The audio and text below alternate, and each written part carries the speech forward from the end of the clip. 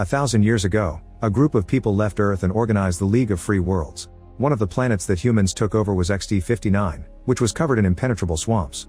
This didn't stop humans from building a city where a total control system keeps its population isolated from the outside world, forces contact surveillance, and has very strict requirements. The system even chooses a person's spouse and job. Christy hated the job they gave her and her assigned husband even more, so she abandoned them only to immediately get arrested. Christy and 8 other prisoners are taken to a special prison facility, where they must stand against the wall for a few minutes so they can be scanned.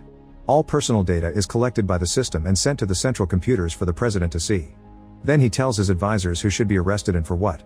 While they finish scanning everyone, the guards bring in a 10th prisoner with a bag over his head. The captain explains he would love to shoot them all, but the law doesn't allow him to, so instead the prisoners will be released on the swamp lands. If they survive long enough to cross 300 kilometers due east, they may find the Islands of Happiness, which grants them redemption. However, Christy has never heard of anyone who actually reached the islands because the swamp lands are full of danger. Next, the prisoners are taken outside and the guy with the bag is told to keep going. However, he's suspicious and kicks a rock, revealing that the electrified fence is still up. The man thinks they were trying to kill him and make it look like an accident. Then the captain announces a sentence of exile and finally removes the bag so Irvin can see again. Before leaving, the guards drop a box with supplies and the captain tells them to be gone in an hour.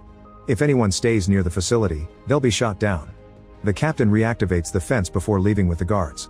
Maria immediately freaks out and tries running into the fence, but Christy stops her.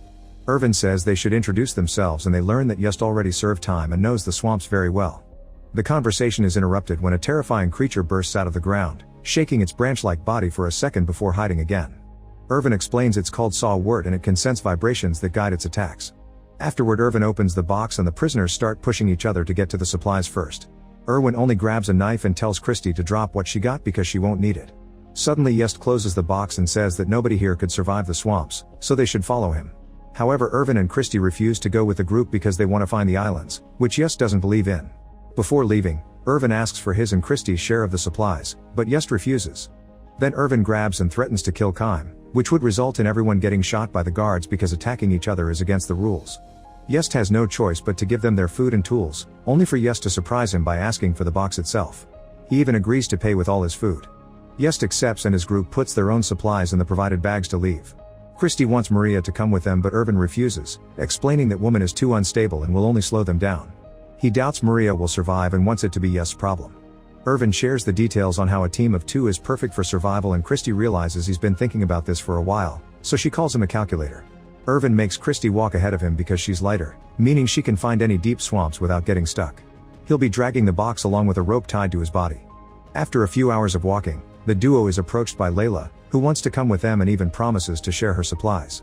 Irvin is considering their options when suddenly someone opens fire on them. Irvin and Christy run to hide behind some rocks and soon the fire stops. Layla wasn't hit, which means the shooter was going for Irvin. He tells Layla to leave since she's clearly the reason behind the attack, and a furious Layla runs back to her group. Afterward, Christy and Irvin continue their journey by crawling on the ground, keeping the box behind them as a shield. Christy notices weird little creatures on top of the box, but Irvin assures her they're peaceful. Once they've crossed the magnetic ridge, Irvin stands up because guns don't work there. He hides behind some rocks to spy on the other group and confirms they've been following his trail. Irvin also notices they're missing a prisoner right before a light indicates the facility's cannon was fired, meaning a man stayed behind and got killed. Christy wonders if the islands are real and Irvin says that the captain almost killing him with the fence is proof they are. If the prisoners truly had no chance of survival, they wouldn't have wasted time trying to kill him. Irvin keeps claiming he knows the swamps well but he's never been there, which Christy finds contradictory. Meanwhile in the facility, the captain talks to the president, who is angry because they failed to kill Irvin. It's then revealed that the shooter had been Matias, the prisoner who stayed behind. He was actually a guard working undercover and the cannon never killed him, it was all for show. Sometime later Christy and Irvin stop to rest and get some water. At that moment an electrified tentacle comes out of the ground and almost attacks Christy, but Irvin jumps on it with his cloak to stop it. The tentacle begins fighting back, wrapping itself around Irvin's body and slashing his chest. Following Irvin's instructions, Christy grabs the knife and cuts at the bottom, causing the underground creature to retrieve. Irvin decides to keep the severed tentacle to use it as a weapon. Afterward, Christy cleans Irvin's wound while admitting her crime was murder. She tried to get a divorce permit and the government worker tried to molest her, so she acted in self-defense. They're interrupted by the arrival of the other group and when Just tries to steal the box, Irvin uses the tentacle as a whip to keep him at bay. Just's group steps back and the duo continues with their journey. Some hours later, Irvin notices that Just and his people are still following them. Christy wonders where the group is going if Yes doesn't believe in the islands, and Irvin theorizes they're heading to the Rotten Shoal, a former prison where social outcasts live. Suddenly Irvin notices a saw word emerging from the ground and tells Christy to lie down without moving or making a sound. The other group keeps on moving, causing the sawwort to sense their vibrations and start to send its branches up. Yest finally tells everyone to freeze, but it's too late. The huge sawwort bursts out and swings its body to attack. Most of the prisoners dodge it, but Maria and Chob get caught by the branches. Luckily Chob has a knife and immediately cuts the branch to free themselves, only for the creature to regenerate and create a monstrous structure in front of them. Yest reminds everyone to stay still, however Kime is terrified and runs away. A branch grabs him by the ankle and keeps him in place so the main body can descend on him, capturing Kime and taking him with it as it returns to its underground lair. While the other branches disappear as well, Christy calls Irvin out for not warning the others about the creature. Irvin reminds her they need to survive and forces her to keep going. At the facility, the president tells the officers he wants them to catch Irvin and bring him over, referring to him as the advisor. If they fail, the president will make the officers prisoners as well. Sometime later, while Duo is resting, Christy hears a strange sound and turns around to find a terrifying view. There is a huge swarm of small creatures approaching them very fast. She immediately tries to run away, but Irvin stops her and drags her back. When a creature almost attacks them, Irvin destroys it with the whip, then he brings Christy into the box with him. The creatures soon reach their spot and stomp all over the box, making it shake like crazy. However, it's strong enough not to break and it keeps them both safe until the monsters are gone. Once they're sure it's over, the duo comes out and keeps traveling without the box. Soon they reach the actually swamps, so they use their poles to check the ground before taking another step, that way they can avoid sinking. Meanwhile, Yest's group also reaches the area and Maria is having trouble to advance at a proper pace. Yest announces they're taking a break and Layla protests as she points out they'll lose Irvin's trail, but Yest doesn't care. Furious, Layla cuts off her end of the rope and tries to leave. Soon Yest is chasing after her, however he isn't paying attention and ends up falling into a swamp hole.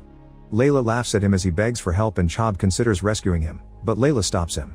She explains Irvin used to be an advisor for the president and he has all the required information about this area, so they should be following him and not Yest. Most of the group agrees and leaves with her, but Yan stays back and helps Yest to get out of the hole. Later in the evening, Irvin catches a bunch of bugs and eats them raw, telling Christy to do the same if she wants to survive. Christy does it even though she finds the taste disgusting and Irvin clarifies boiling them would make them taste even worse. While they rest, Irvin finally shares why he was imprisoned. Layla was right, he used to be an advisor for the president, and he got caught when he tried to leak some information that would prove the corruption in the system. In the end, Irvin surrendered himself, hoping to be exiled on purpose. He knew the system couldn't work without him, so disappearing would be the most effective way to destroy it. In the facility, the captain discovers the system is going through some errors that cause the communication satellites to fail. However, nobody can restart it because Irvin is the only one who knows the code. Sometime later, Layla's group sees two people nearby and approaches them thinking it's Irvin and Christy. However, it turns out they're two prisoners who have been stuck there forever and survived by becoming cannibals. They immediately attack the group and capture Maria while the others run away. Christy can hear her screaming in the distance and wants to go back for her, but Irvin stops her because it's dangerous. Maria's screaming stops when the cannibals kill her with a rock. Afterward, Christy takes a moment to grieve and wonders who could come up with this horrifying punishment, so Irvin admits it was him. Christy considers him a monster, but Irvin points out nobody protested against the law when it was announced, so the general population is as horrible as he is. A furious Christy keeps on insulting him, saying Irvin's consciousness woke up too late. Being confronted with his own guilt, Irvin runs away and starts screaming to get a creature's attention, hoping to self-delete. Nothing shows up and Irvin thinks not even monsters want him, so he agrees to keep on guiding Christy.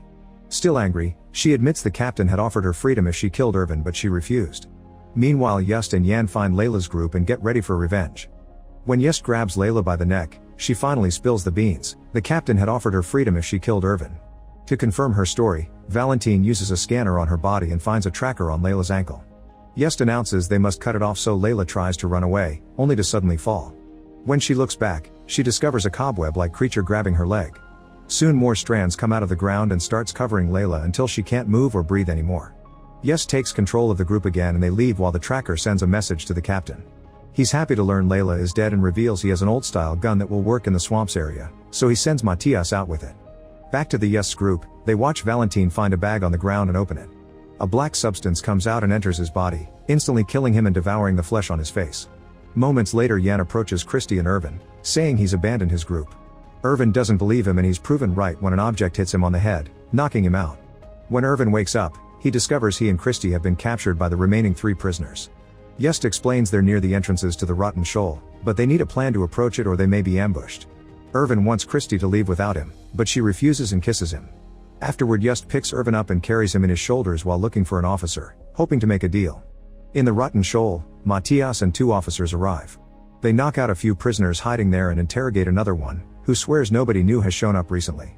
Suddenly a crossbow is shot in the darkness, killing one of the officers. Matthias and the other guard immediately fire back, killing a bunch of prisoners and destroying half of the room. Outside, Chob is wandering alone and soon a saw-wurt's branches start surrounding him. When the officer comes out to investigate the noise, the saw-wurt attacks and captures him instead. In the struggle, his gun is accidentally fired and the random bullets hurt Chob's shoulder. The weapon falls as the creature disappears with the body. Meanwhile, Just and Irvin get into the rotten shoal using a secret tunnel.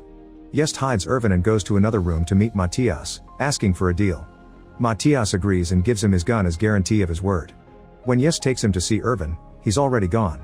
Matthias uses his scanner to find Irvin's location but keeps it to himself. Just walks ahead to start the search and Matthias gets ready to shoot him, which Just hears and causes him to shoot first.